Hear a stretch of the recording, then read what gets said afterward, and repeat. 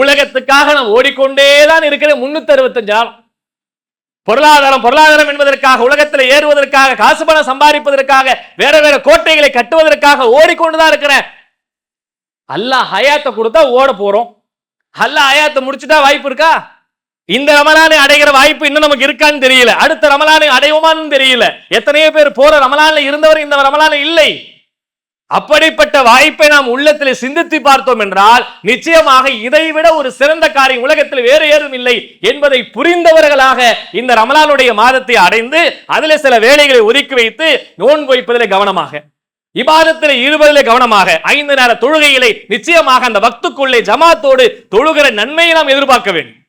நபிகள் நாயகம் ஸல்லல்லாஹு அலைஹி வஸல்லம் சொன்னார்கள், யார் நன்மை எதிர்பார்த்து அந்த ரமலானுடைய மாதத்தில் ஒரு நோன்பு வைக்கிறார்களோ அந்த ஒரு நோன்புடைய கூலியை ரசூல் ஸல்லல்லாஹு அலைஹி வஸல்லம் சொன்னார்கள், நரகத்தை விட்டு அவனுடைய முகத்தை 70 ஆண்டுகள் அல்லாஹ் தூரமாக்குகிறான்.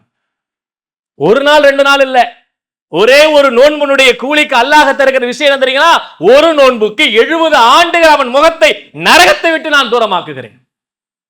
நரகத்துடைய கொடுமை ஒண்ணு நம்மளால சந்திக்க முடியுமா?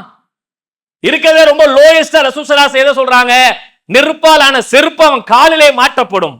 அதனுடைய கொதிப்பு அவனுடைய மூளை கொதித்து வெளியே வருகிற அளவுக்கு கடுமையான நெருப்பு இருக்கும்ல, அந்த நெருப்பை நபிகள் நாயகம் ஸல்லல்லாஹு அலைஹி சொல்றாங்க, அதிலிருந்து உன்னை பாதுகாப்பது ஒரு நோன்புடைய கூலி 70 ஆண்டுகள் அல்லாஹ் முகத்தை தூரமாக்குறான்.